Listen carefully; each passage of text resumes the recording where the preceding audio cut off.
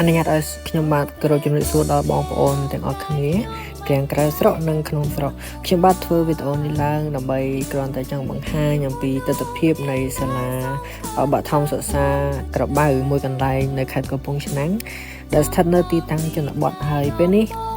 សាលាទាំងមូលកំពុងតែត្រូវការថវិកាដើម្បីជួសជុលសាលាបន្ថែមទៀតដើម្បីបណ្ដុះបណ្ដាលឲ្យក្មេងៗបានកន្លែងអប់រំល្អដូច្នេះ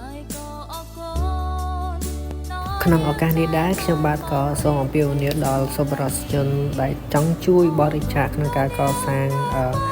របស់សាលាសូមលោកអ្នកទាំងអស់គ្នាបានចូលរួមជាថវិកាដើម្បីជួយពួកយើងក្នុងការដែលសាងសង់សាលា